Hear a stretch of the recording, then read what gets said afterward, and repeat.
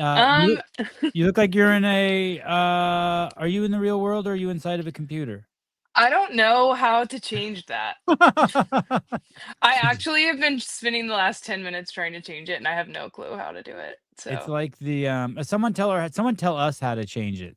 yeah, School school I keep someone in going. Hannah Black. I have no idea how to change that either.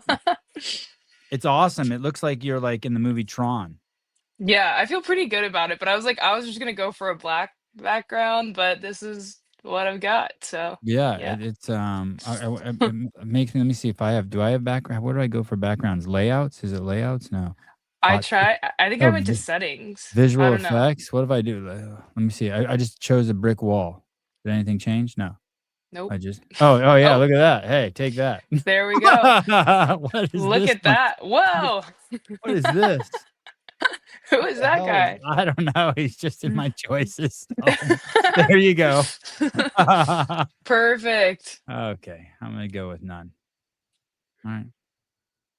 All right. I figured it out quick. I'm old. I'm as Taylor likes to say, I'm boomer maxing. How come you can't figure it out? Mine says when I go to visual effects, it says Safari on Mac OS doesn't currently support visual effects. But I was like, if Oh, it doesn't support it, then how do I have it? wow. I don't know. So Okay, who knows? we're gonna do a little game with the audience before we start. Don't give away the answer, okay? Okay. Because only you know the answer. I don't know the answer. No one knows the answer. Notice the All great right. Hannah Black is wearing AirPods. Now I want you guys to watch this video here. This crazy video. Don't try this at home, kids. Now watch this.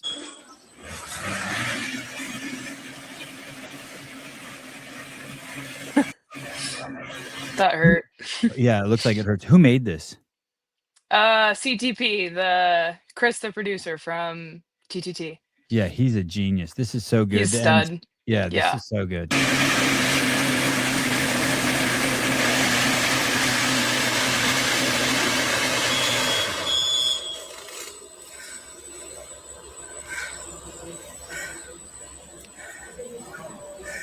God, I love it. When it switched to the slow-mo, I was like, was that slow-mo the whole time? Like, what? That was so good. It was so good. Now Yeah, he's a stud. now here's the question, people, because this is all I was wondering when I saw that. Does she use noise canceling or so that she can hear the music better, or does she really like to hear the revving of the bike as kind of a feedback? So we'll wait. You guys chime in. I'm going to go with she doesn't use noise canceling, and she's just got the music way too loud, and her parents are probably pissed because she's damaging her ears. Do you think she does use noise canceling? No way. She wants to hear the bike. Come on. That's what I'm saying. She needs to hear that. She needs that feedback, that visceral feedback. No, she doesn't use noise canceling. Oh, yeah. How it is since November you've been at Training Think Tank? Yeah, well, I went home for like 5 days, but yeah, I've been here for quite some time. I came before WFP tour stop one for like a month, went to that, came home for 5 days, went to Africa, came home for like 2 or 3 days, and then came back here. I'll probably come back to that because I need a timeline with dates. But when I mean November, how long have you actually been training with Perrin? Oh, I've been with Perrin as a coach. Yeah, I guess it was since November. I think it was Wadapalooza qualifiers is when I started with her. Yeah, that's really cool. I've always been kind of intrigued by her over there. Just with they kind of are like the dork squad over there. Like I think of Training Think Tank as being dorky, and then they got Perrin. I'm Heck like, yep, yeah. they're dorky. And then they got Lydia. I was like, definitely more dorky. Uh, but I'm just fascinated by her. I like her whole demeanor and just her like the way she like carries herself. And when I didn't know you were with her until I watched the podcast with Dave. Yeah. And I was Yeah, like, yeah, "Oh, yeah. this is good. This is really getting weird over there. I like it." They needed to bring back some weird stuff. You guys are like a Motley Crue. I'm like, "Wait, she has Hannah Black, who is really strong and tall, and she's got Lydia, who's really fast and little, and then you got Perrin working both ends of the spectrum." I'm like, "This is amazing." Okay, funny enough though, Perrin will do like both of our workouts with us. So like Yeah, and today, she's a beast, and yeah. she's a Oh, she's a beast. Yeah, stud. I yeah. kept asking her. We were dragging one of the sleds to put in my trunk to go to the field today, and she was doing it, and she always is like, "No, let me do it. Let me do it." And I'm like, "Dude, you need help." And she's like, "I don't need help." And I'm like, "All right. Well, if at the games they're like, your coach has to come down here and compete with you." I'm like so ready for it. She's been games training with me like for the past 4 weeks. So, she's ready. When you say she, you mean Perrin? Yeah, Perrin. Yeah. When you said games training, I'm like, I must have something wrong. Hey, and No, she's training. she had some aspirations at one point, right? She did. She went to I wanna say she went to regionals and she was also on a team. Um, and I've seen videos of her doing, like, online qualifiers and stuff. I think yeah, I think her highest level was regionals back in the day.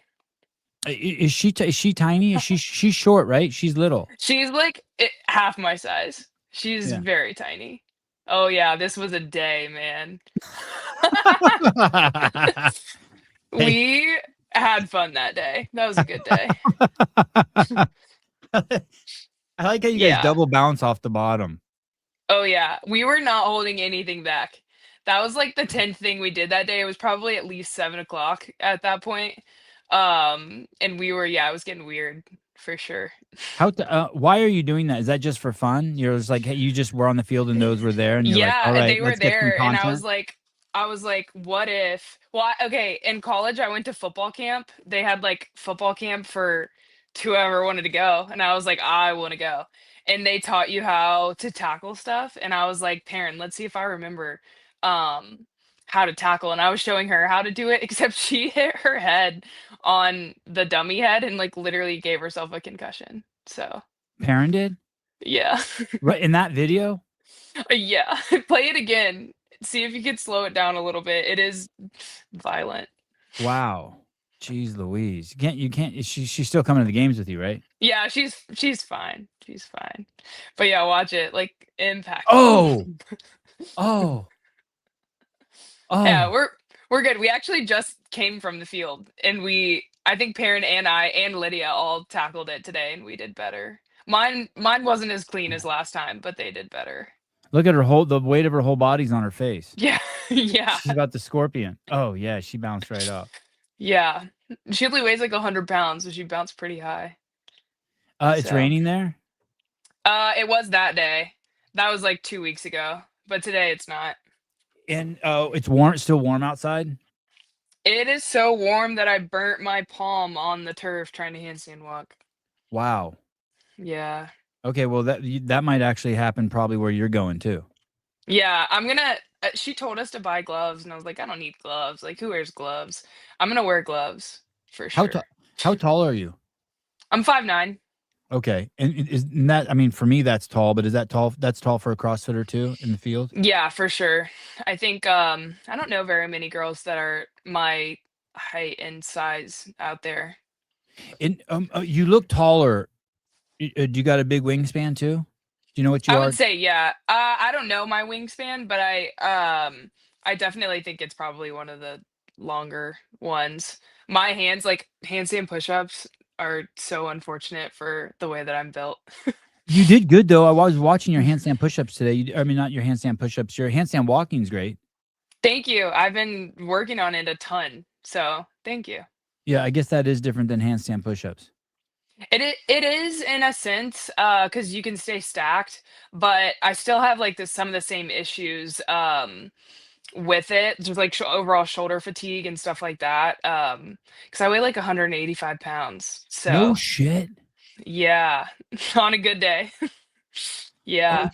you're so lean. Ah, thank you. That's so kind. That's I've been crazy.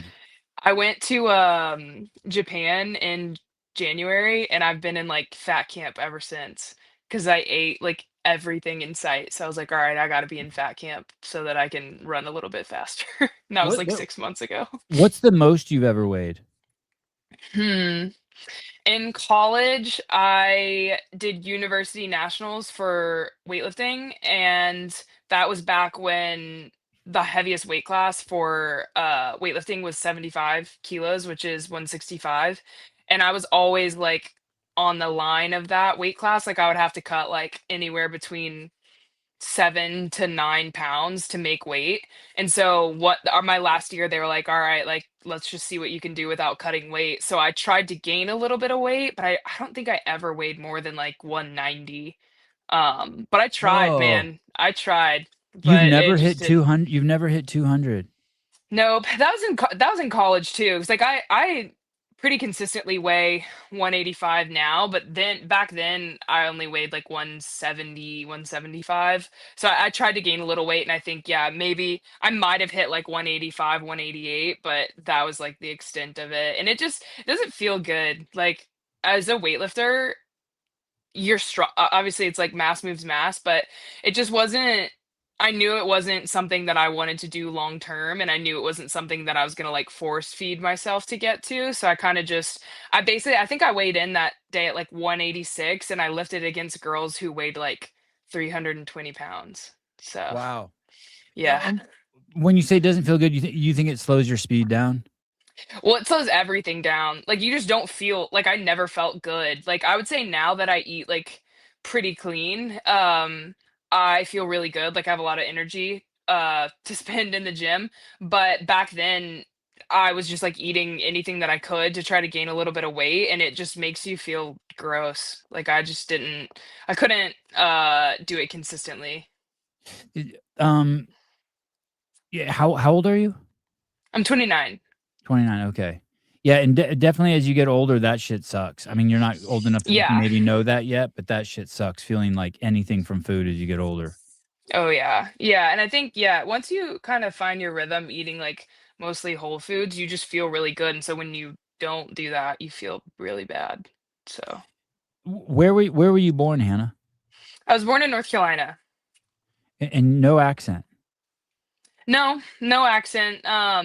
I think well, so yeah, grew up in North Carolina, went to college in North Carolina, and then briefly lived in Santa Barbara for like a little under 2 years, then moved to Austin, Texas, where I've been since like 2023 on and off. Like there was a little stint that I moved to San Diego for Invictus for the first year that I went to the games on a team and then came back to Austin.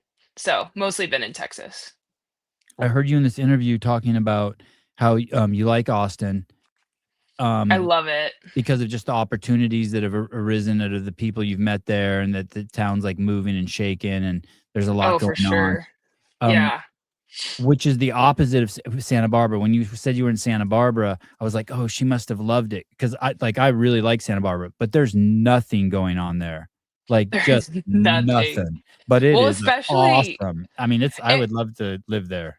it's a beautiful, beautiful place. Like some of the beaches and like the food there, it's just absolutely incredible. But unless you're like mid fifties and Filthy a and filthy millionaire, rich, yeah. you don't really fit in. I didn't fit in there. Like I worked at this like higher scale strength and conditioning gym and I was a biomechanics specialist for them. So like my job was to um test people's like strength levels where they came in and a lot of these people were post rehab from like a really traumatic injury and so I would test where their strength levels were at and through training and like physical therapy and other stuff like that, we were trying to get people back to what they wanted to do outside of the gym. And the clientele that we had were like, like top one percenters. And there is a guy, I'll never forget this, and it's so funny to me every time I think of it. Like billionaire. I'm pretty sure he founded like Core Yoga or whatever the biggest like yoga gym is in the United States. And he said to me, literally, he was like, well, when I was as poor as you, blah, blah, blah, blah, blah. And I literally was like, are you for real right now? I was like, you're not wrong, but like that hurt my feelings a little bit. I think it has more billionaires per capita, and Yeah, it is for not sure. enough to be a millionaire there. And you're right; it's a perfect place for someone who has a shitload of money and is 50 years Oh old. yeah. Oh yeah. And it is, yeah, Prime time. it's crazy. Um, you and then you finally got out of there. Yeah, I did. I mean, I loved my job there, and I think that if I didn't wanna do CrossFit at a high level, I might have stayed, because I loved the people that I worked with, I love my job, and, I mean, if you can swing it to live there, then it's incredible. I mean, there aren't a ton of people in their, like, mid-20s because a lot of people can't afford it, but it was an incredible experience, but, yeah, I knew I wanted to do CrossFit at a higher level, and I was pulling, like, 40 and 50-hour weeks at my job, and there was no shot that I was ever gonna be able to train enough to get to the next level doing that. So Wow. So you're really serious about it. Hey, which I guess is obvious. For some reason, I just thought of you as just an Olympic lifter who is just dabbling in CrossFit. But I guess that is not. That would be that's just idiocy on my part because no one dabbles in CrossFit and gets to the games. I think a lot of people ask me like, okay, when you quit your big girl job to pursue CrossFit, like had you already made it to semifinals or like did you know that it was going to work out for you? And I would love to say, the whole plan, like this was the plan and like I did everything right. Now I'm at the games, but like I had no freaking clue what I was doing or how I was doing it.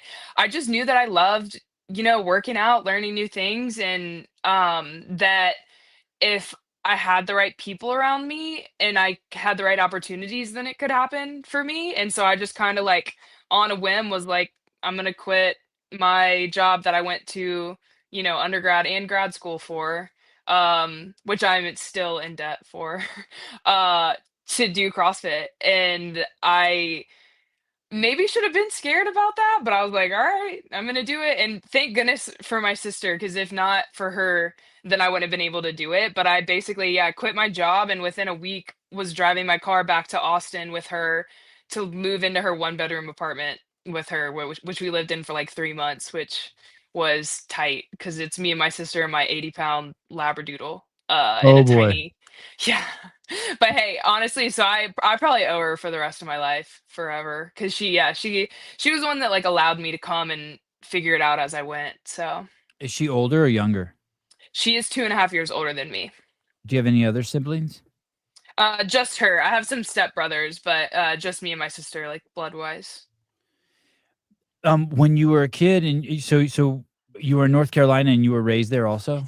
hmm And when you were a kid, were you a sporting girl? Was your parents? I loved sports. Like I begged my mom to let me play football, and she said no. So I would play in recess, and I would get like notes sent home like every other week saying that I was like playing too aggressively on the football field with the boys.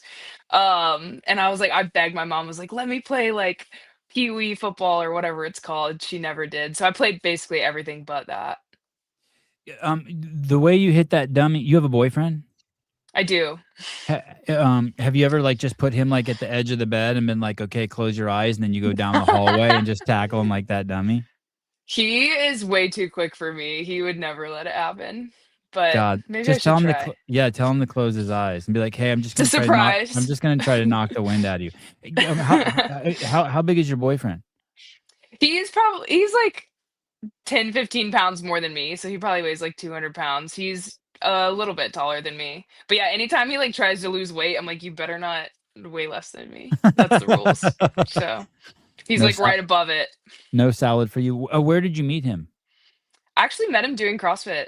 One of my really good friends was a sports psychologist who worked with his unit in the Marines. And she needed another girl to be on the team to compete with them at MacFest forever ago. That might have been like 2021 or 22, maybe, and he was on the team. So he was one of the other guys. And it was funny because like we went through this whole competition weekend and he probably said like 2 words to me and literally only looked at me when we were doing something synchro. And that was it. And then we like went back to our lives. I lived in Santa Barbara at the time. He lived in Maryland. Is And he a Marine? then Is he a Marine? he isn't currently, but he was in the Marines for about 11 years. Wow. Okay. Yeah. Yeah, That's he was cool. a recon Marine. Stationed all over the place, but towards the end of his career was in Maryland. So sorry I interrupted you. So then you went back to Santa Barbara, and did he? Let me guess, he Yeah. crept into your DMs. So no, actually, this is the craziest like fate like story. So basically, he moved to Austin like 2 months before I did, and I hadn't talked to him in a while, and then I saw on Instagram that he, like, moved to Austin, and so I messaged him and I was like, "Oh, like, that's so crazy. I'm thinking about moving to Austin right now because I hadn't quit my job yet. Um, Tell me what gym you go to, like, tell me if you like it." Like, my sister already lived there and I knew that I would like it, I just needed to find a good gym. And so I ended up just moving anyway because I don't know what he was doing. He was still traveling. And then I was like begged him to come to the gym that I found in Austin, and he like wouldn't do it for like probably like a couple of months. And then we ran into each other in the airport, like literally ran into each other. And I was like, oh my gosh, like, hey, like, what are you doing? Like, where are you going to the gym? And he was going to some random like non CrossFit gym. And I was like, you better come to the gym. Like, I'm not going to ask you again. And then he did. And then sparks started flying. Yeah, shortly after that, sparks were flying. He left, I think he left a protein shake in my book bag one day because I was like, "Oh, I don't have a protein shake," or "I forgot my protein shake," and he put one in my book bag, and I was like, "Oh my gosh, he's totally into me." He And it lo- was true. And it was true. Hey, why didn't he look at you at all? Was he just like overcompensating for the fact that he was attracted to you? Like, someone might do. He You think he was says, just like okay, overcompensating?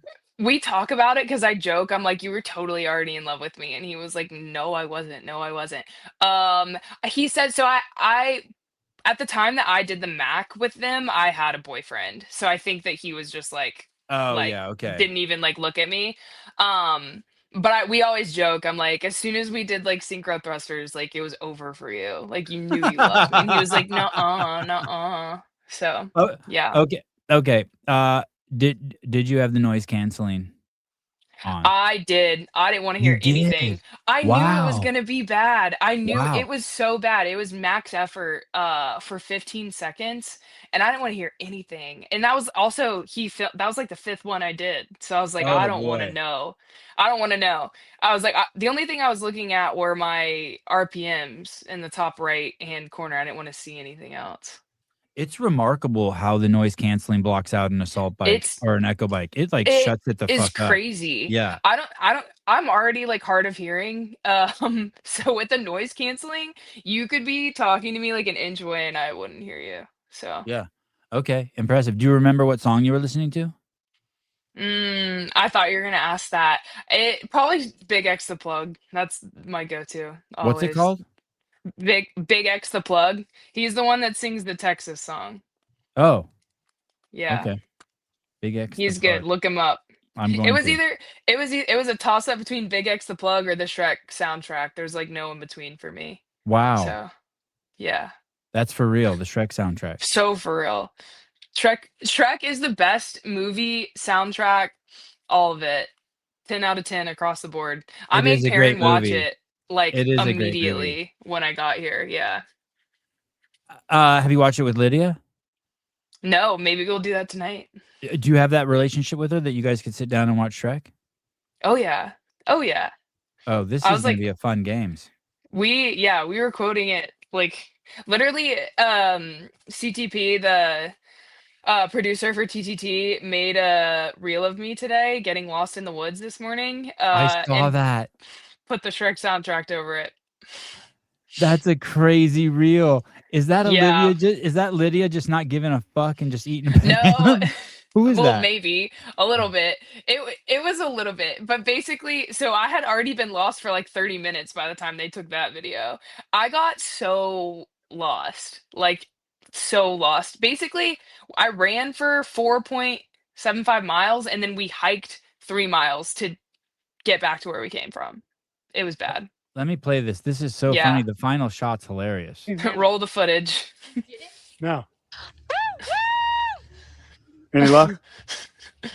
Basically, both of us are going the opposite direction, covering the whole trail. One of us is going to find her.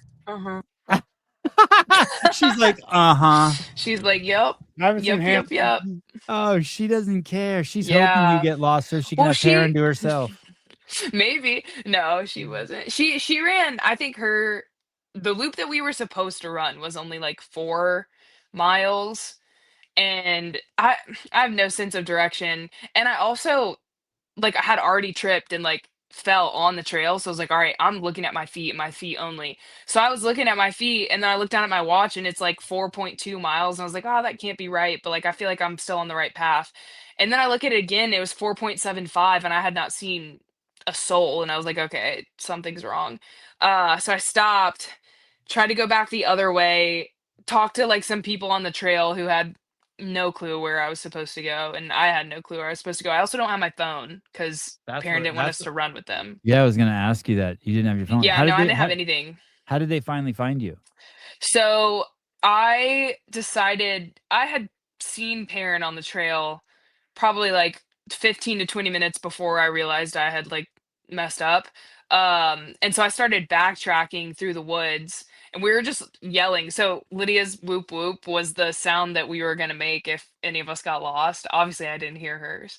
But I did hear Perrin like yelling my name eventually. But I would say from the time that I stopped my run to the time that we got back to the car was over an hour.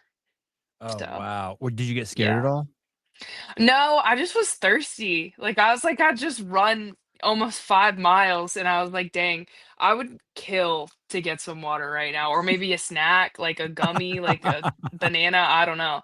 If I had that, I coulda kept going, but I will say towards the end, we kept getting confused because we were like, "Are we close to the parking lot, or are we not close?" Because by the time I had seen Perrin, she had a phone, and so we were looking at the map, and we couldn't figure out if we were going the right direction or not, and I will say, towards the end of that hour, I was about to freak, so I was like, "If we're not about to be in the parking lot, I'm just gonna run straight one direction down a mountain until I hit the Hit a road." city? Yeah. Yeah. Yeah. Hey, hey, where do you think you got your talking skills at? Your talking chops? Why do you think you're such a good conversationalist? Did you build that while you were doing that job in Santa Barbara with those people, or did you already have that? Um, I would say so in grad school, I went to grad school for biomechanics and motor control, and I had to present a ton on my thesis and just have like conversations with faculty and staff about my plan and like how I was going to do it and things like that. And I think honestly that probably developed my presentation skills. And then on top of that, my mom interviewed a lot of people for her job. And so before I even got into college, like in college, through college, and then into my like professional career, she helped me a lot with how to interview, how to answer questions, how to, talk to people and carry on a conversation. And it has helped a lot. I will say I've gotten a lot better at it because my first interview in like 2023 for CrossFit, I have watched back. Number one, I had like just come off the floor, so I couldn't breathe. And I was like trying to answer questions in between breaths, but it was rough. So we've come a little Who ways is that? since Who then. is that with? Do you remember who it was? Clydesdale Media, I Oh, think. Mr. But it was Schweitzer. funny because, like, if you know my story, it's like I got a backfill to that semifinal, and my boyfriend was joking. Well, I guess he wasn't joking at the time. I thought he was joking. He was like, "You better like know what you're gonna say if you get interviewed." And I was like, "Dude, they only interview the people that like do good." So I'm not getting interviewed. And then sure enough, the first event was the sled pull and machines. And in the West, the floor was really sticky, so the sled was really heavy, so I did great. And then I got interviewed and I was like the whole time I'm getting interviewed, I'm like, "Oh my gosh, how can Tim be right about everything? It's so annoying." So yeah. So you wanted to play a lot of sports, and you're in North Carolina. And did there anything that you ended up gravitating towards? So I ended up playing volleyball in college my freshman year at ECU, and it was kind of a mix of things like What's the ECU? What's ECU? East Carolina Okay. University. Go Okay. Pirates. Arg. Arg. um it was a mix of things. Like I didn't love the student athlete life because I didn't really drink or party, and that was like a huge part of it.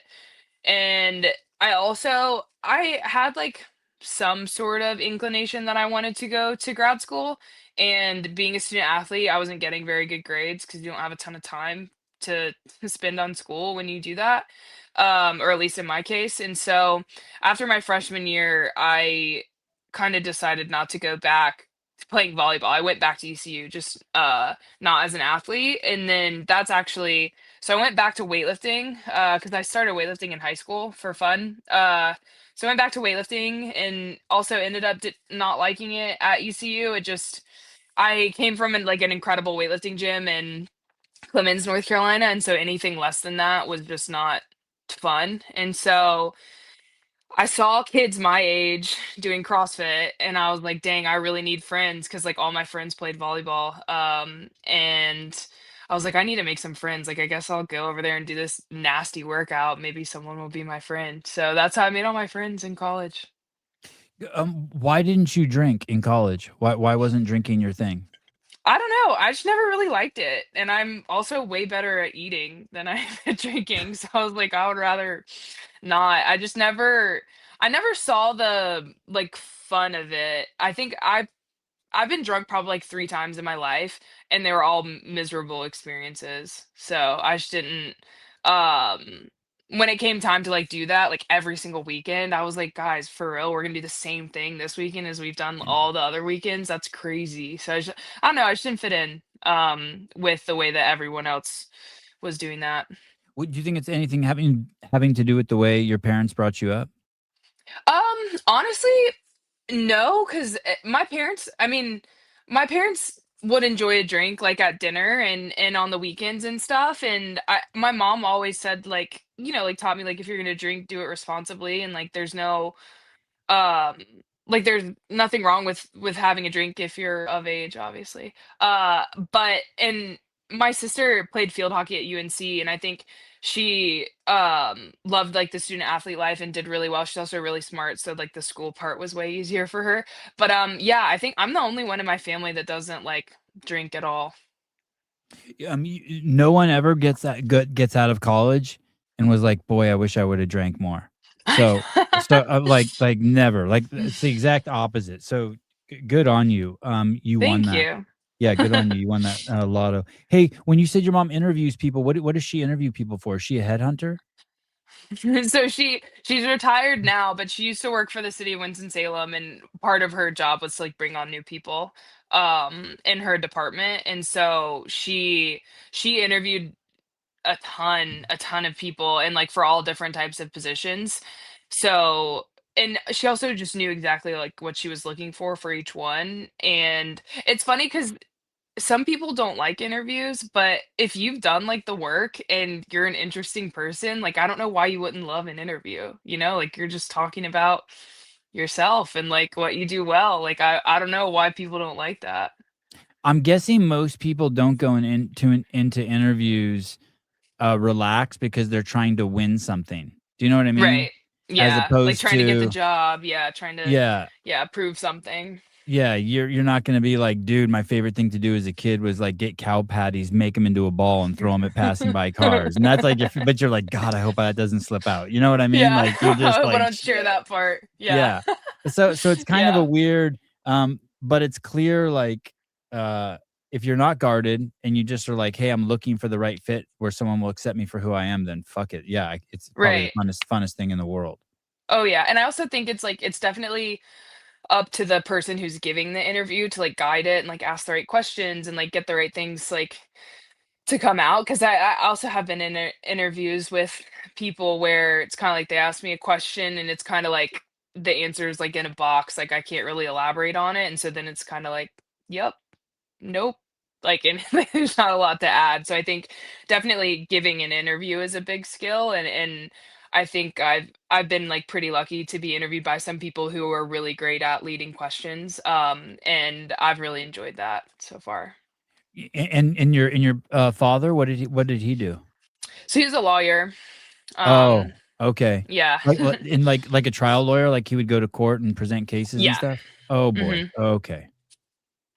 Okay. So wow, talking to your parents must be crazy sometimes. Because like my mom was an attorney, and Oh it took me yeah, years to realize it. I'm like, oh fuck, she's in lawyer mode. Like I'm just getting cross examined. You know what I mean? I'm like, oh shit, yeah. I'm on the stand. For sure, for sure. But yeah, it was a tight ship at home, but nothing like crazy. Like I think I definitely grew up like I was the second child, like my sister's the first, and so I think I don't know. My sister was a little crazier than I was growing up. Like she was the one that threw the parties and stuff. Yeah. I was just the one that talked back. Like that was it for me. I didn't break any rules per se. I just didn't shut up either. So Okay, so both your parents have good chops. yeah. So my dad died when I was younger. But my mom and my stepdad now live together, and they've been married for how old am I? Like 20 years. So And your dad died when you were 8 or 9? 6. So, and how did that Yeah. happen? He was sick, and passed away. He lived in Maryland, with my grandma, and we lived in North Carolina. So, yeah, it was a longer, or I guess, we didn't see him that much. And so when it happened, I don't know, when you're young, you don't really understand anything. And now that I'm older, I remember some things, but not a ton. And you don't remember what his ailment was? Um, so I don't remember exactly what it was, but it's something with the heart. I can't remember what the term was though. We don't talk about it a ton. Yeah, isn't that interesting? I had Moritz on this morning, and his father just passed away last year. Oh, really? Yeah, Yeah. that's Wow. interesting. Yeah. I think it changes you as like a kid to like, I don't know. I think for me, it was kind of like it drilled like a certain work ethic into me that I might not have had if I grew up with both of them. So, Can you elaborate on that? yeah, I think so growing up, like I played softball and like volleyball, all the sports, and I think the girls that, like their dad like helped out the team and like did everything and like always got picked to be on like the all-star team or like, like got like some sort of special treatment. I never got that. And so I think it just made me work like even harder for what I wanted. And like my mom being like a single mom for a while until she met my stepdad, but even then she was still like a single parent for basically all of like my upbringing. Was just like if you want something, like you work for it, you never depend on anyone else to hand you something. And I think that that got drilled into me at a very young age, and I also think that it lends itself really well to CrossFit because obviously you need to have some sort of genetics in the sport to succeed, but it's hard work, like day after day after day. And I knew if I wanted it bad enough that I would eventually make it because I was willing to do the work. And like I knew, like if you work really, really hard consistently, then like there's almost nothing you can't do. So it's definitely really, really benefited me in my like biomechanics career and in my CrossFit career. What ethnicity are your mom and dad? I want to say Irish, like if you charted it way back, Irish and Scottish maybe. So that's probably why I'm so No, pale. no Swede in you, huh? Maybe I know definitely Irish and whatever other one I said. But I think I don't know. I need to do the 23andMe or like whatever it is, the Use a family fake history name. thing. If you do it, use a fake name. Okay, noted. Just so like one of your cousins who killed someone doesn't get, they track him down or So something true. like that. So Yeah, true. just use a fake name. Let's go TTT. You, Perrin, and Fish will crush it. Thank you. Yeah, TTT. We got me, Perrin, Fish.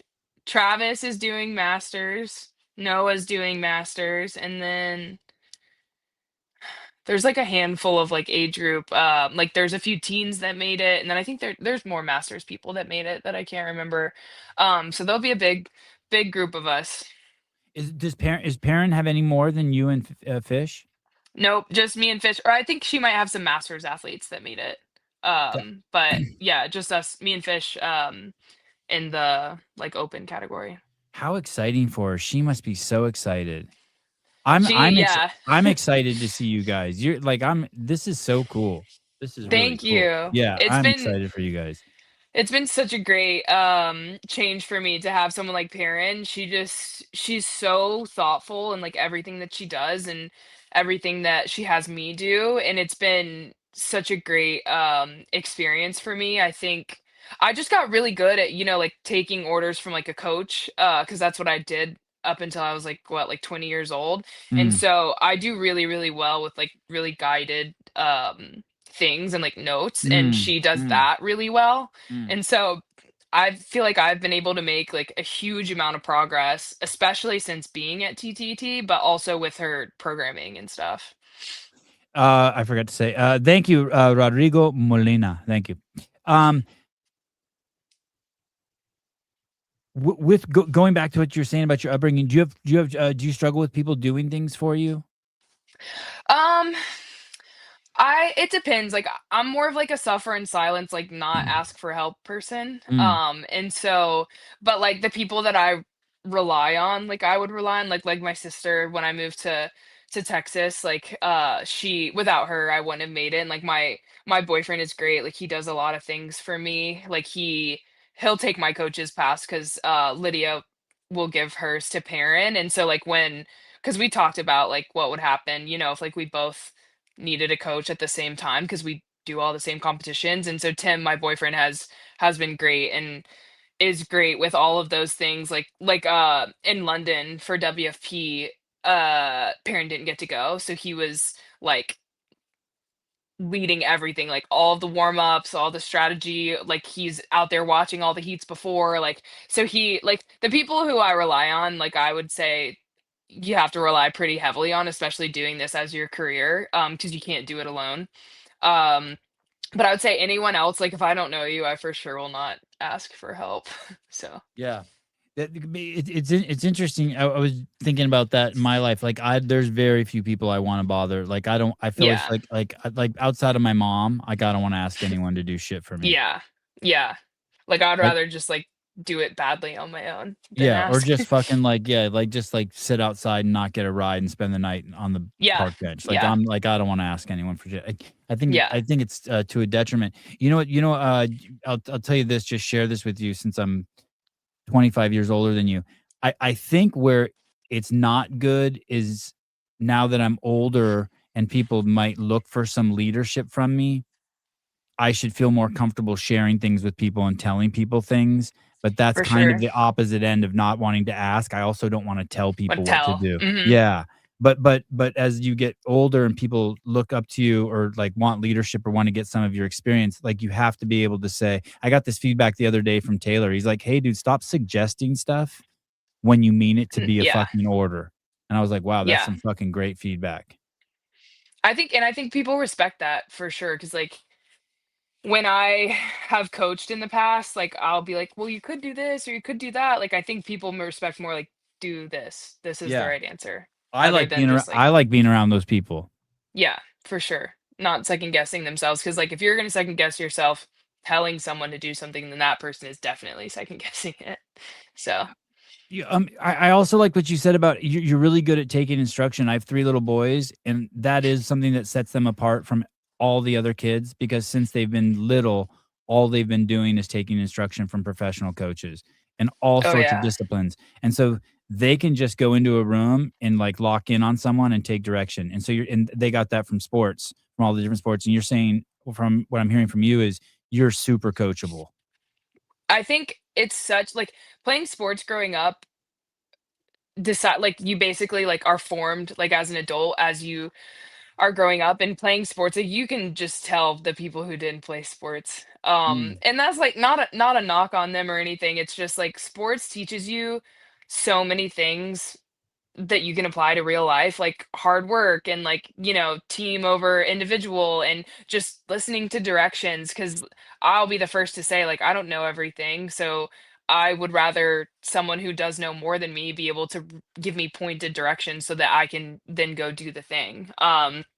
I think, I don't know, I think this day and age, people are like, I don't want to be told what to do. Like, I'll figure it out on my own. But in my head, I'm like, why would I figure it out on my own if someone like who I trust has really good advice and like tells me how to do it. Like I don't know. I'm not like too proud to have to figure it out on my own. Like I don't mind taking instruction.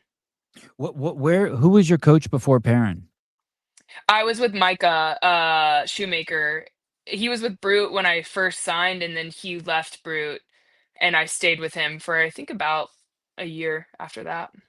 Doesn't he host an event? Doesn't he run an event now?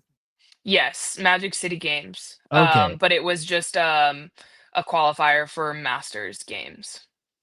Okay. In that, how long that event's still going, right? I've heard good things about that event. Yeah, yeah. So I went to it, I guess last year, and it's insane. Like it's incredible. Like the people who go, like basically what he wanted to turn it into is like those people's like CrossFit games. Like he pulled out all the stops. He made it such an incredible experience for the athletes. It was really cool to watch. It's just so well run, and like you don't see competitions that aren't like, you know, Wadapalooza or Dubai or like, you know, like at that level doing things that he does. So like they had road biking in one of the workouts. They had a swim run in one of the workouts. So it was like just giving people the opportunity to do like such an incredible comp as like athlete experience. He does such a good job of. So it was really cool to watch. I don't think I've ever met him in person. Oh, that's not true. I think I've just like seen him coaching. Maybe I should have him on and I should learn more about that event. But I've heard nothing Yeah, but it's great really things cool. about it. It sounds like he's all in. That's what I've Oh basically yeah. heard, that he's fucking He does such a good job at that event. It's incredible. and now when you're coached by people at this level, do they what is a coach at this level? Do they still coach your movement? Like with Perrin, like if she saw you doing thrusters in the middle of a workout and your heels you were getting toesy, would she yell at you for that? Oh Would she yeah. be like, "You're I toesy"? get yelled at all the time. So movement pattern, motor recruitment patterns, positions, those are things that she's still coaching, because I've been talking with people a lot about that, and they're like, "Hey man, the high level coaches are not doing their fucking jobs. They're either cheerleading or they're talking about strategy only. They're not fucking coaching these athletes on how to move. That's why we see so much dog shit movement." And I was Hey, like, they should come to TCT then, because she doesn't let me get away with anything "Okay, ever. Like to the point where my hips are like misaligned, and we've been told that by like chiropractors and PTs and stuff. And it's because I stand like shifted towards my right, so like into my right hip. And so literally like I'll just be standing talking to someone and I'll hear Perrin from somewhere in the gym scream like hips, and I'll look down and I'm like, oh dang it. And so I have to shift to the other side because we're trying to even them out. But yeah, I don't get away with anything. did you break your leg as a child?" No. No, okay. No, it's just we've kind of seen it. So honestly, it's a trend that like goes even far back into my like weightlifting career. I only move usually one of my feet in snatch or clean and jerk after the transition. And back then we didn't like really care that much because it didn't stop me from doing anything. But now it's just causing like some inefficiency in movement. And then also it's like kind of like trickling down into other things too. And so we're trying to fix it through me not standing on my right side and then just doing some other things to try to counteract the difference in position. Yeah, sorry. When you say after the transition, you're meaning like as you clean, if you're doing a power clean, and as you catch it and you go to a wider stance, you're saying it's always the same leg that moves laterally out. Usually, But yeah, isn't that only one normal? foot. So They both should. feet should They move. should. Oh, you should pop, And and well, both should go. should. Yeah. Yeah. Okay. Yeah. Oh, So whereas for a regular person, when it gets too heavy, they'll usually choose one leg or the other to move out. Well, you don't really sometimes, choose; yeah. it just comes What out. But when you like, you think of just do like it you even do that even for, like, things that aren't getting close to your max, like 75% it's of your just max. yeah, it just kind of Oh, is like interesting. Okay. my movement pattern for that. In a perfect world, anytime that so like the reason that you move your feet in like the snatch or the clean is because it's more advantageous to pull with a narrower stance, and then after you make contact with the barbell and you're transitioning into the catch position, it's more advantageous to have a wider stance for stability reasons and then also squatting reasons. Yeah. And so ideally once you did that, once the bar came off your hips and you rose to your toes, your feet would both just slide out the same amount on each side. But I don't know why. Even in like some of my earliest weightlifting videos, only one foot ever moved. And it was a technique thing back then, but now I've just like dug that motor pattern so deep that I mean I can make myself do it at lighter weights, but even if I make myself do it, like eventually into heavier weights, I won't make them. Like I won't stand up or I won't catch it the right way. And so it's just kind of like so deep in there that we're not necessarily trying to change that, just trying to change other things that have been coming along with that. Right.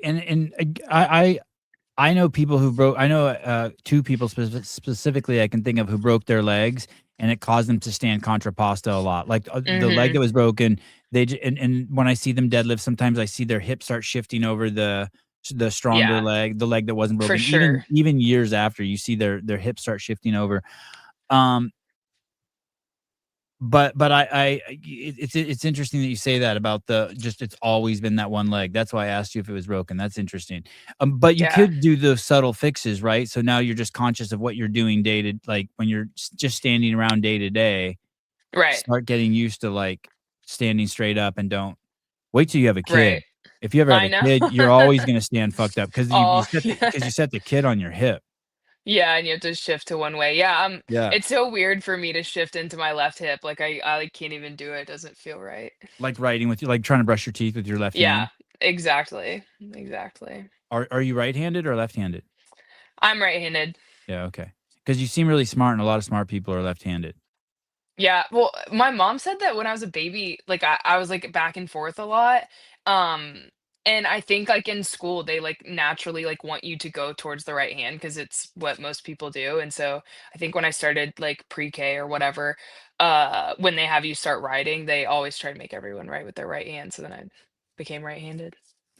I made my kids ambidextrous, and I was so proud of it, and I would always show the things I do with them on Instagram to make them Yeah. ambidextrous. And someone wrote on there in the comments, "This guy's a fucking Nazi." I'm like, "What are they talking about?" And then I looked it up, and like Hitler had something where like if you weren't fucking right-handed, he would Oh, force I didn't know yeah, that. something like that. Nazi Germany would like Oh my god. I was like, "Geez, Louise, I'm just trying to make it so when they're older, Oh because my little kids gosh. don't give a shit. If you're like, "Hey, dude, No. throw the ball with Well, your it left doesn't hand," matter they're to like, them. "Yeah, Yeah. yeah," they don't give a shit. Honestly, it gives you an edge in a lot of sports if you're left-handed. So Yeah, keep doing it. yeah, and if you can do both, right? Yeah, for sure. So this gym that you said you went to for weightlifting in North Carolina, what did you say it was called? It's called MASH Elite Performance. It was run by Mass Elite? Sorry. MASH, MASH. It Okay. was run by Travis Mash, who is now, and I'm pretty sure still currently one of like the USA Olympic weightlifting coaches, and has like a bunch of athletes that like are nationally ranked and studs. So it was a great place to grow up. Who took you in there? So basically, my best friend in high school, we both played softball together in high school, and I also played volleyball as well. And I knew that I wanted to play volleyball in college, and she was going to his gym for athletic development. And she ended up being like a stud softball player in college. Just like it definitely worked. But she knew she wanted to play softball in college, and she knew that there's like lifting in college, like you'd have to lift. So she started going to MASH to learn, like how to get stronger, how to squat, how to do all this stuff. And so she invited me one day and I went and just had like the most fun. Like it's just athletic development drills and like teaching you how to lift safely and stuff like that. And I went for like 2 weeks, and then Travis had said that they were gonna do an Olympic weightlifting competition in MASH, so that the athletes at MASH could qualify for, like, nationals. And he needed more girls to make it like a USAW sanctioned meet, because there weren't enough signed up, and so he started asking, like, anyone, and we had already been taught, like, how to snatch and clean and jerk at that point, and so I was like, I'll do it. Like, why not? Like, sounds fun. So I did it, and you didn't have to lift a ton to make like youth nationals, and I think I qualified for youth nationals just out of that meet, and I was like, wow, this is really fun. Like, I might just keep doing it. And so I kept doing it, and then ended up weightlifting competitively in high school. Like at the, like the, I think it was called junior nationals and then university nationals. So at the national level, and it was so much fun. Like I was literally the only girl in there for the most part, but learning how to weightlift from him, who's like one of the best in the sport, was just such like a coincidence for me. And like now it has paid incredible dividends in my CrossFit career. This is crazy. So you go, you're Olympic lifting for 2 weeks, and you Yeah. sign up to like just to be an extra so that the event can be sanctioned, Right. and then you make it. Yeah, honestly, I think if you hit a total, you made it. It was like the numbers were very low. But it was cool because weightlifting wasn't like a widely known sport back What year then. was this? What year was this?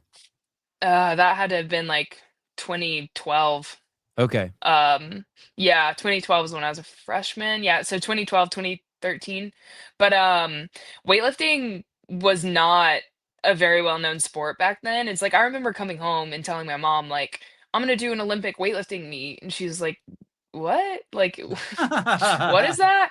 And I like had to explain like the lifts and stuff, and like I get like I was the only girl in MASH lifting for the most part. There were a few that came and went, but I think there were multiple times where I'd look around and it's like me and 30 guys like just lifting, but I loved it.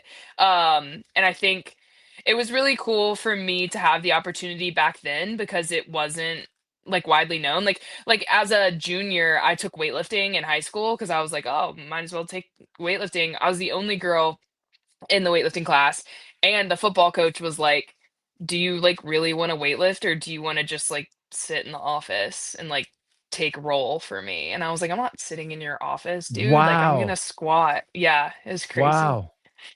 Yeah. Um, I just it's called MASH Elite Performance. It's not there anymore. Oh, He it's is not. now, no, yeah, that was, yeah, forever ago. He now is the head of this like huge sportsplex called Rise that's actually like 2 minutes away from where MASH used to be. And he coaches weightlifting out of there. And he also puts out like a lot of weightlifting research, and he does a lot of strength and conditioning. He still coaches weightlifting. Yeah, he's incredible. He was an incredible coach for me at the beginning, and just kind of really like ingrained a deep love of strength and conditioning and lifting for me that I will have for the rest of my life. So it was such a coincidence, such a lucky coincidence for me. He's still posting on his Instagram account, but I mean, it Yeah, has 50,000 followers, so like, why not?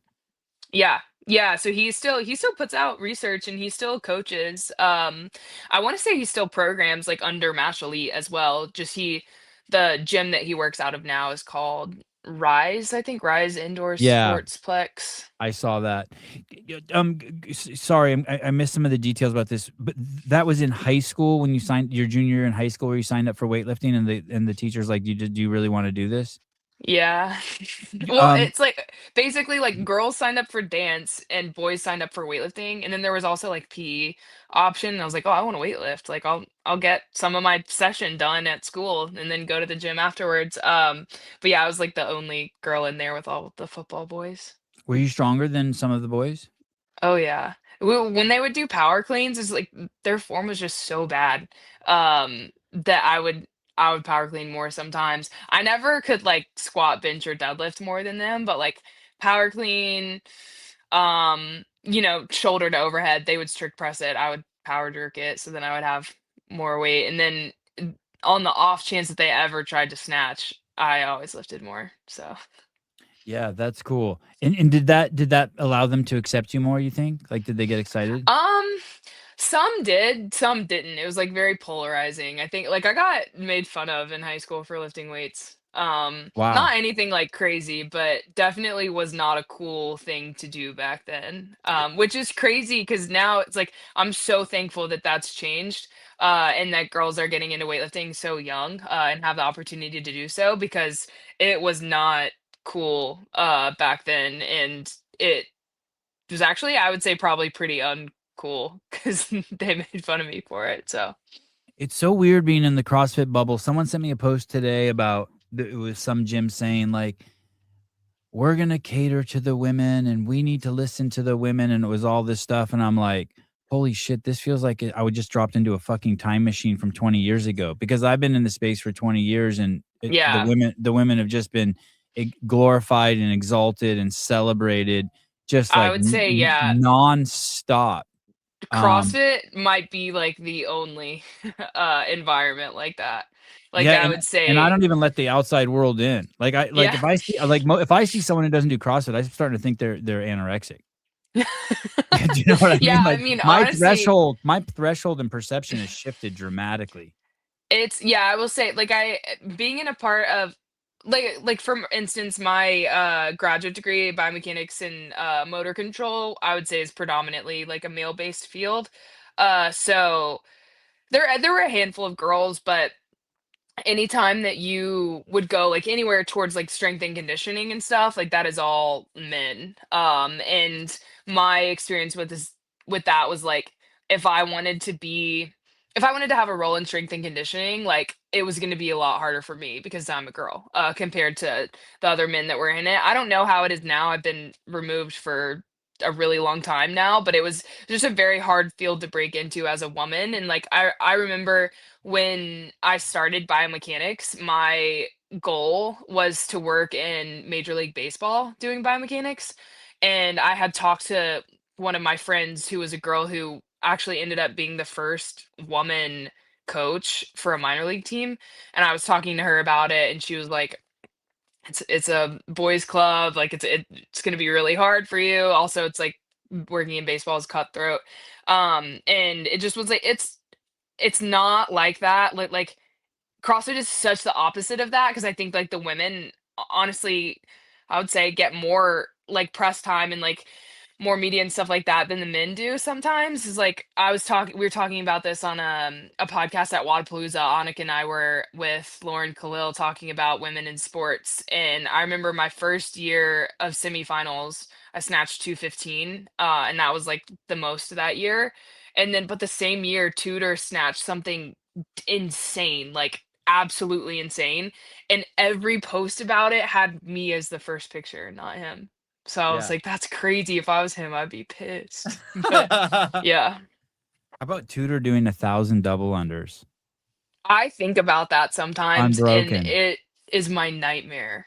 That is terrible. I was thinking of I all would the hate like that. you know like the crazy things that we've seen done like people That is breaking the insane. 2-minute frame, That's but yeah, you got to put that up there in like the top in the. yeah. Oh yeah. That's I couldn't even I'm terrible at counting double unders anyway, but I like couldn't even How about imagine just counting doing period? that. I can't count to Yeah, 1,000 period.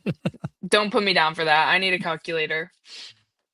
And I guess for women, it's I guess also realistically for women. So like to be a guy and go out in public and people to stare at you, you have to be really fucking big. Like I had Moritz on today. Obviously, he's a beautiful man, super fit. But if like he walked into Whole Foods in a tank top in Austin, there'd be 20 other guys who look like him. They obviously wouldn't be as fit as him, but the nuances people wouldn't see. Whereas if you go out in a tank top, no matter where you go, someone wants to say, like, people want to come say something to you, right? Like, hey, Oh what's up? yeah. What the fuck's going on People here? I get like the most is like, what do you bench? And then some more bold people will be like, do you want to arm wrestle? And I'm like, no, I don't.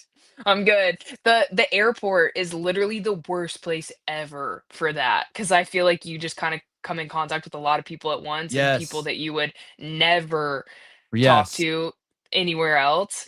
And so, Airports are yeah, crazy.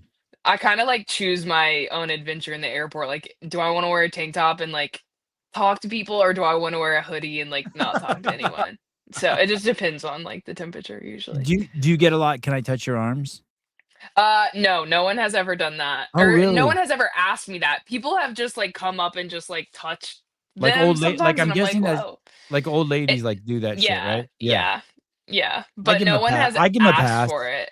You're I would, over 60. You can touch other girl's arms if I you're a mean, if girl, they can right? afford my rate, then they can touch them, I guess.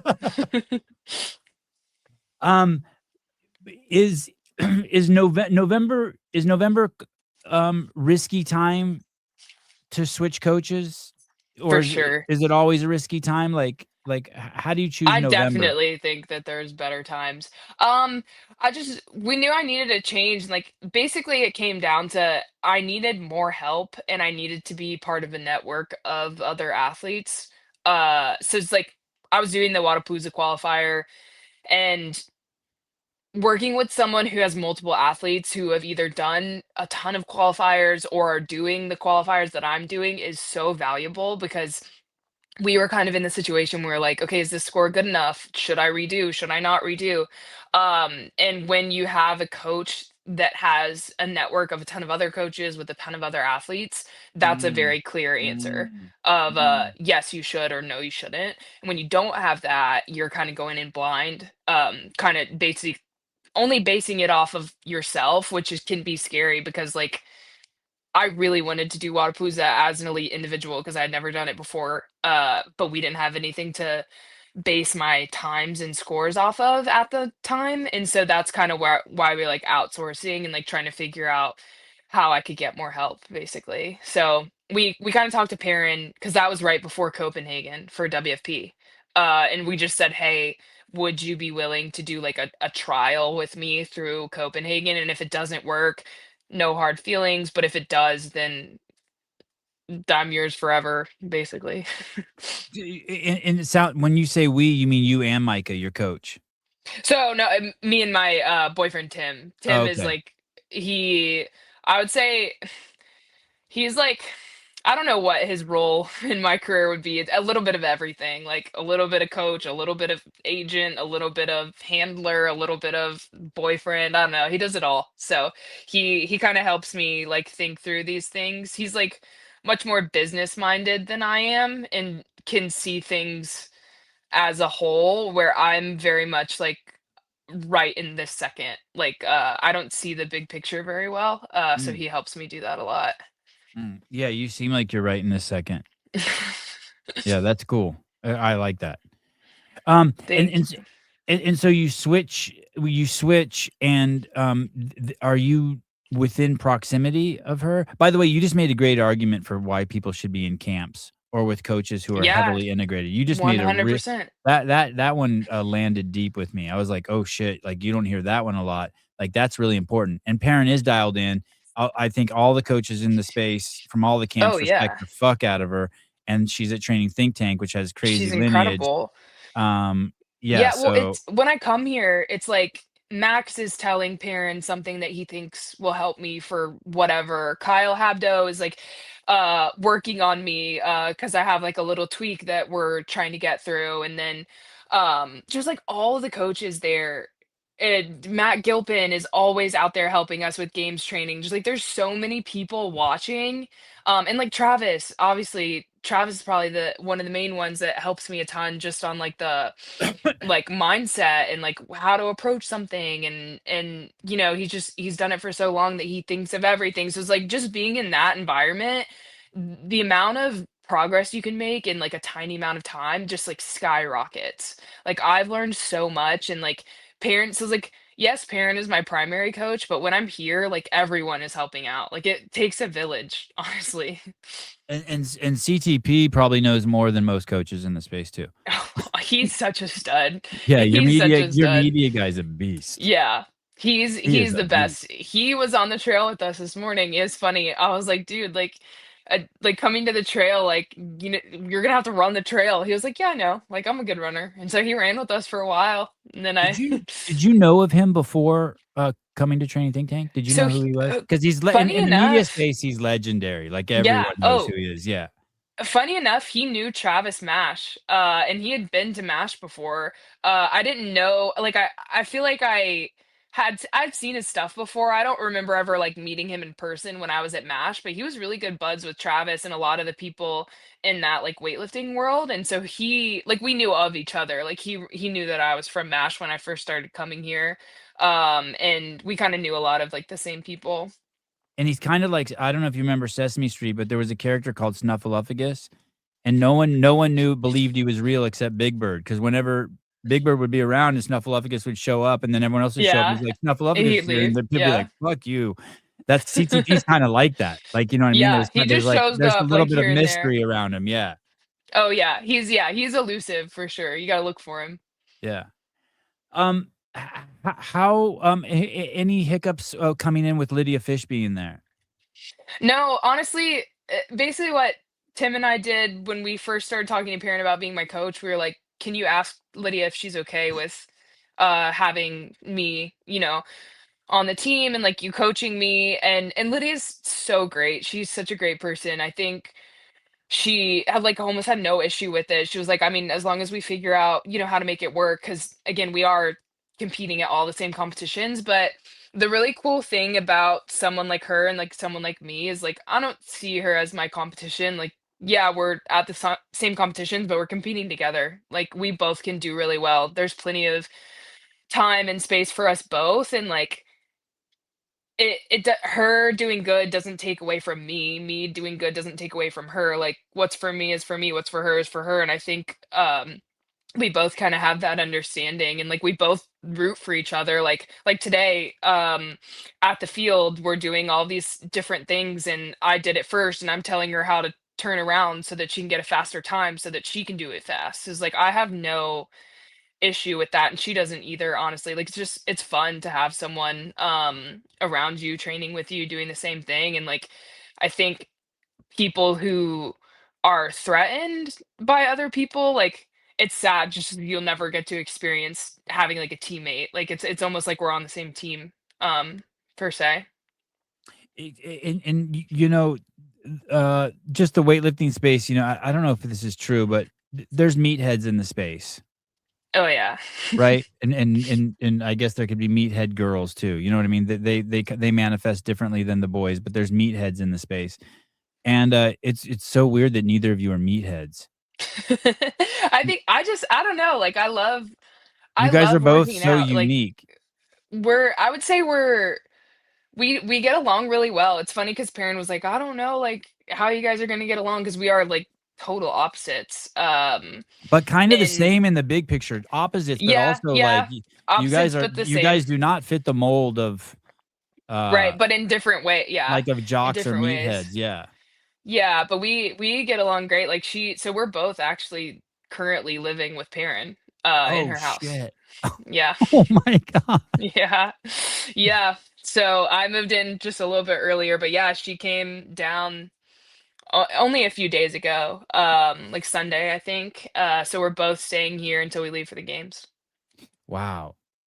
How Yeah. fun. D w was w is Gabby Magawa a training think tank athlete?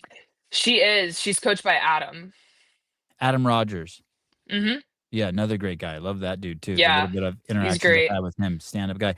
Um, she posted, I think today, that she's not competing. Yeah, she pulled out, which is so sad because So she s fought so hard to get back and she did it. But yeah, she pulled out. is there any insights that you can give me? We're speculating that she saw the long run and she was just looking at her Achilles being like, "Man, it's just not ready."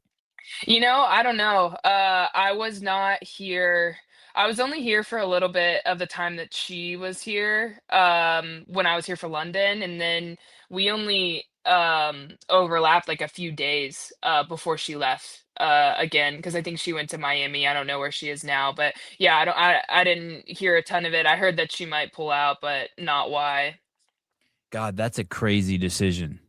I know. I feel so bad for her because I like we were we trained together some leading up to WFP and for her leading up to Mayhem. Like, I was in the gym and watching her do all those workouts, and she is just such a hard worker, and like to have a catastrophic injury and then to come back and to make it and then not be able to go just must be such like a hard pill to swallow. But I think it just shows like how mature she is and how level-headed she is, because if she was like, "Oh, I have to prove all these people wrong and like I have to go to the games," and like even if it wasn't the right call for her, but since she is so, mature in the sport and as a person, like she can make that call being like like I'm not gonna be able to show up the way that I want to show up here, so I'm gonna save it for somewhere where I can, which is really cool.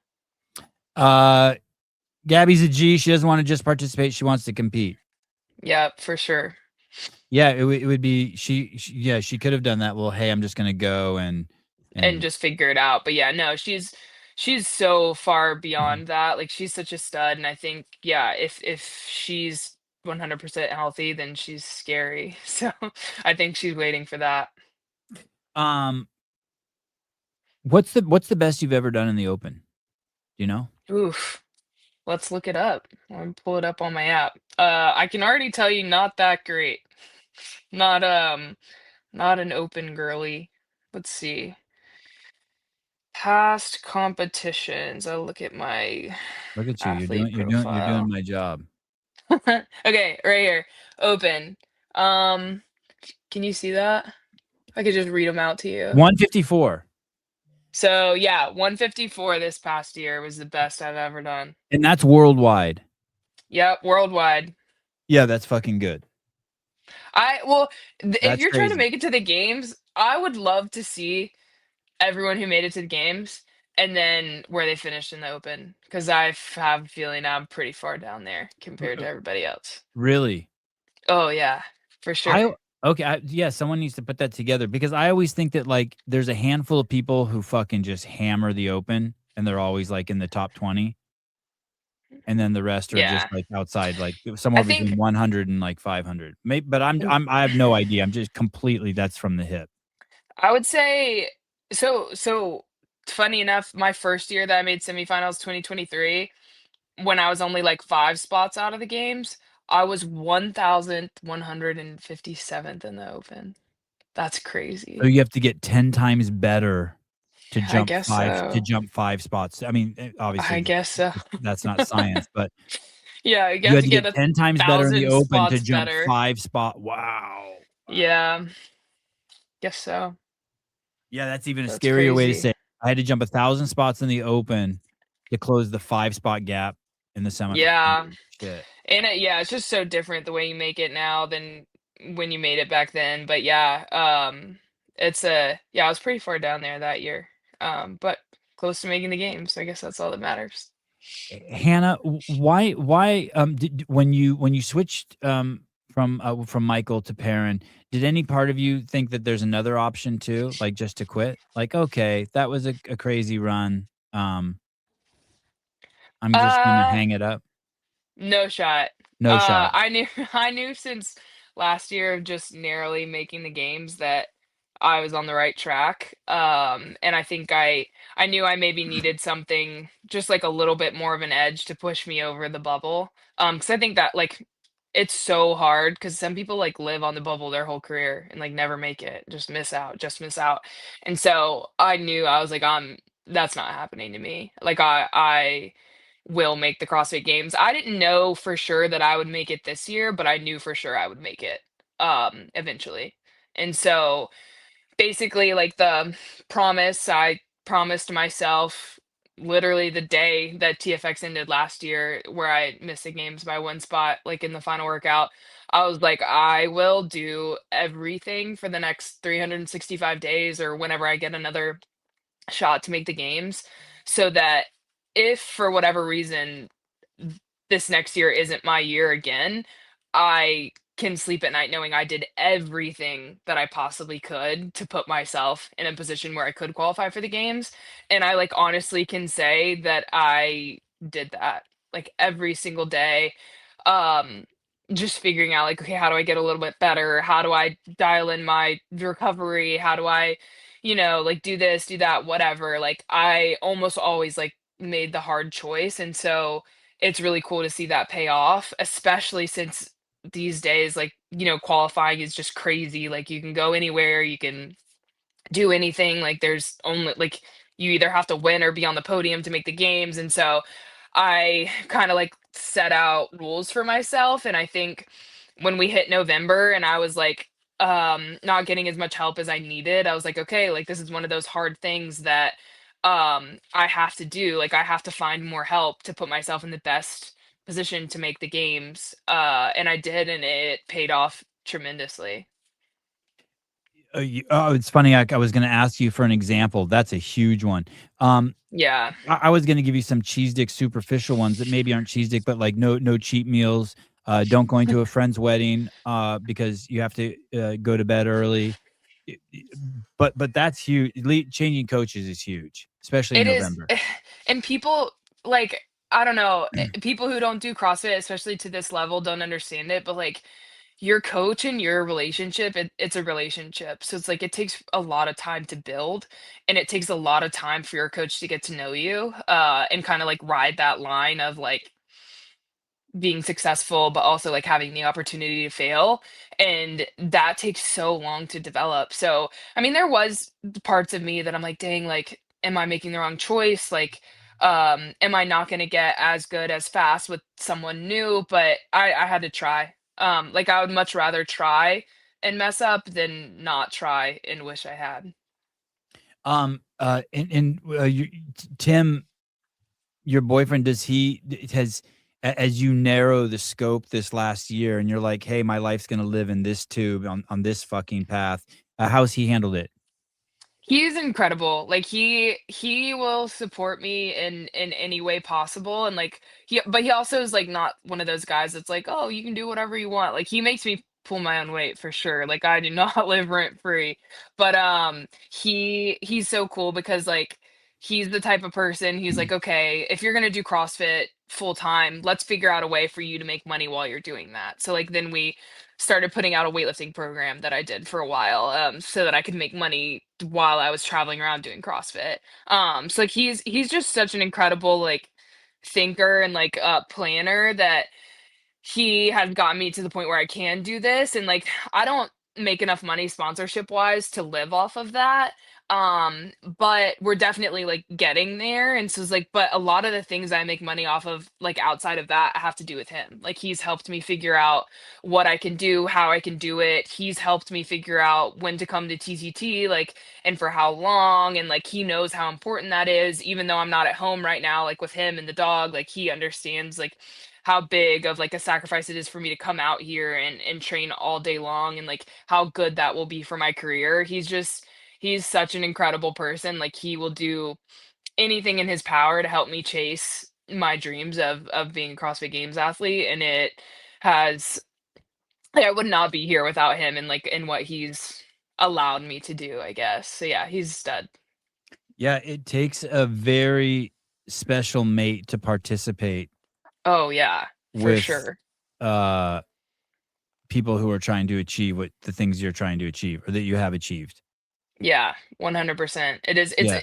CrossFit's very selfish in nature. It's like And and I have to eat, I and have to go to the gym, I have to go to bed. Yeah.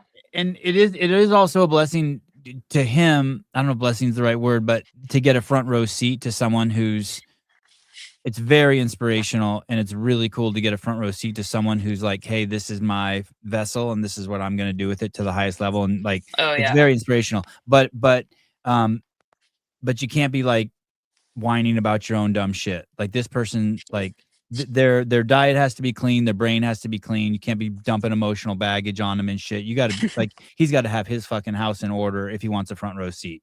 There's no room Oh for yeah. there's no room for hecklers or game players in the front row.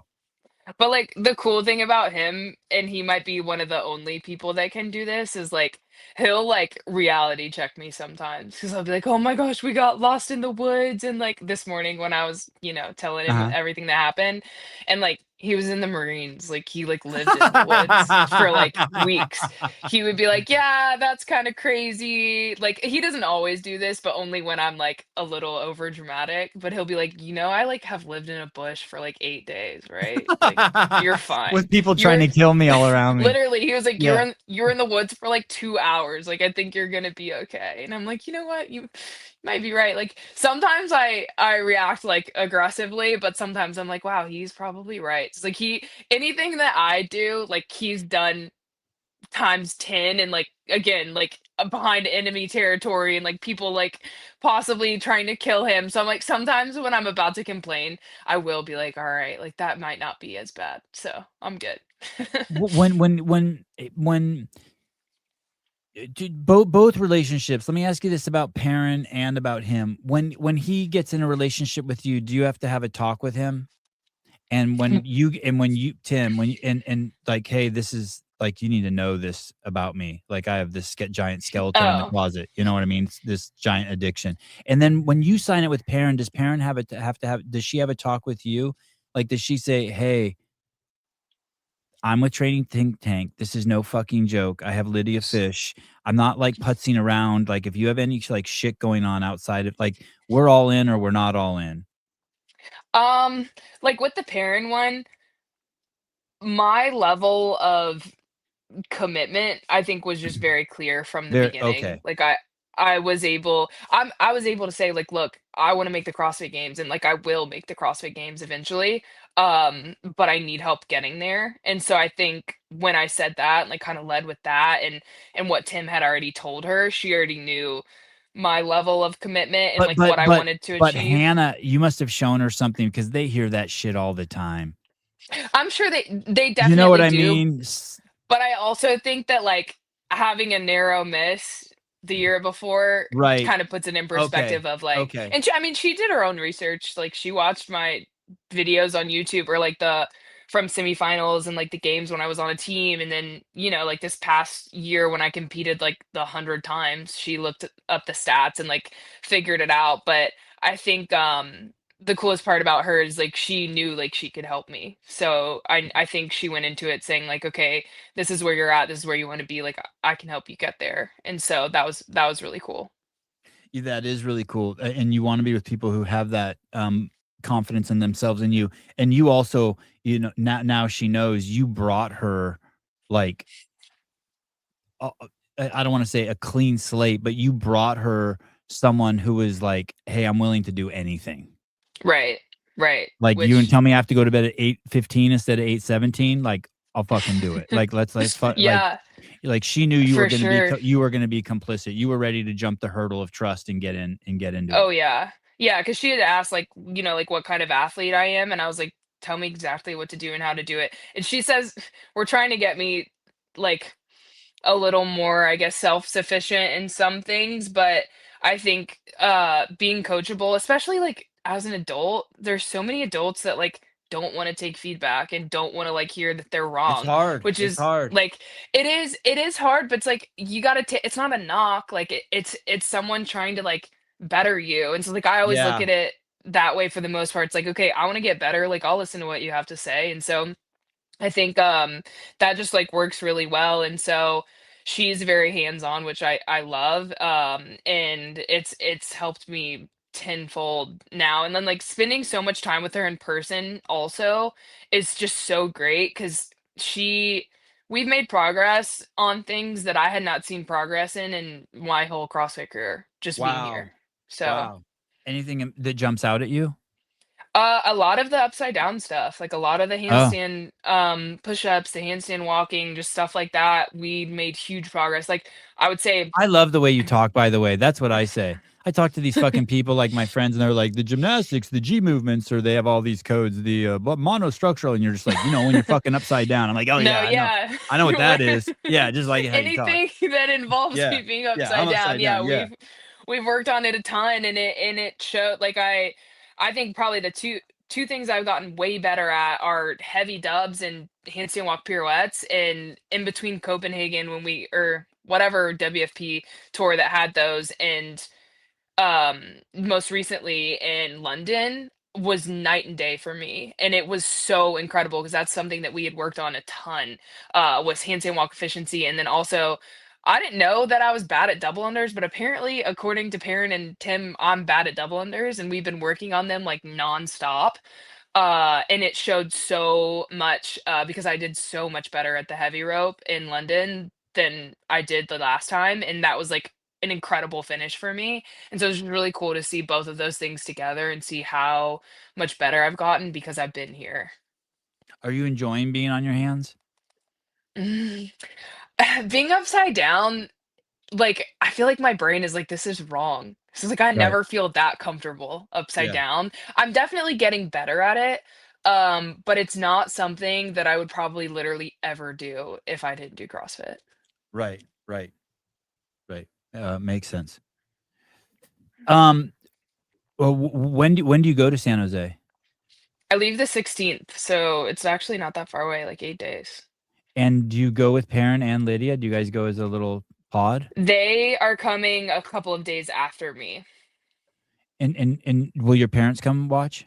Will your They mom and are. They're your mom? coming. Yeah. How about your sister? Yeah. My sister is coming too, my boyfriend, his best friend, my really good friends from Jersey. Like we have a huge crew that are coming. There's a ton of people coming from my Austin CrossFit gym to Wow. cheer me on. It's gonna be yeah, it's gonna be a big crew. Wow. That's cool. Man, I'm really excited for you. Thank you. I appreciate you coming on. I can't wait to see you in person. I can't wait to see Yeah, I Perrin can't and wait. Lydia. Yeah, you guys are going to be such a great squad out there. I can't wait to hang out Thank you and so stick the much. Yeah, camera in your thank you for guys' having me faces. on. Yeah, what a pleasure. It's I've I honestly did not think that you would ever make it to the games. So kudos for proving me wrong. Hey, I'll I would take just it as a compliment. yeah. Let me ask you this. Oh, sorry. I want to ask you this one more question. When you started CrossFit, going from volleyball and weightlifting, did you know? Have you noticed as you get better, you notice a body composition shift? You said your weight is basically the same, but has your body composition shifted? Like, have you noticed like Yeah, for sure. I think like when I was a weightlifter, I was like strong, but definitely not defined. And volleyball, I don't know, you could look however and play vol and be really good at volleyball. Um, so I think I like probably had the muscle from weightlifting, but you would have never seen it because I didn't do cardio on purpose. But now that I do cardio on purpose, I feel like you can just see what was underneath.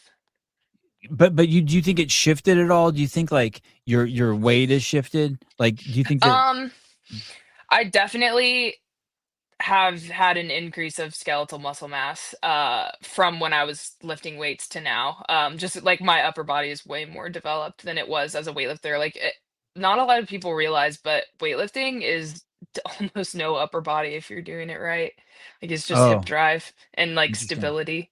Yeah. So like when I was a weightlifter, I could probably do like 2 strict pull-ups. That was it. Now I can do like Wow. 17. So yeah, it developed like CrossFit develops your upper body like nothing else. And I would say core strength as well.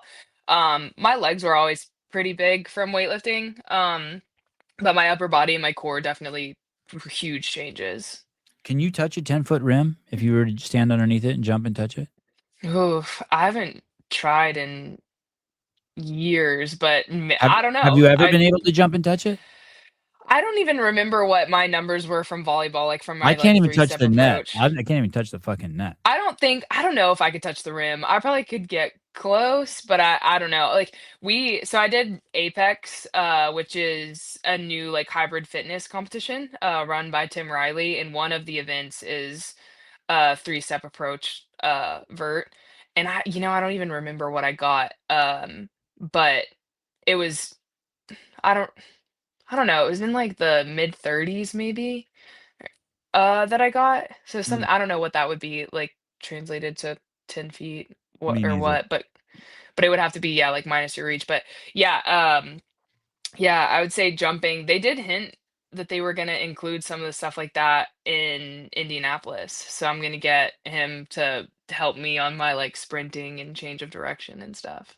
There was this Dave said in one of the shows that one of the workouts you could literally do 1,000 times. That's how much effort it takes. What? Wait, that's crazy. What do we think it is? I Like a don't know, broad but jump or I like actually didn't give it any thought until we just started talking about huh, because I've a seen Olympic thousand lifters times. jump really high. Yeah, the explosive power that it develops is insane. Like if you're good at Olympic weightlifting, your explosiveness is like through the roof. All right. I'll see you in San Jose. You're amazing. Thank you so much for having me. Yeah, I'm proud to be you make me proud to be a human. Thank you.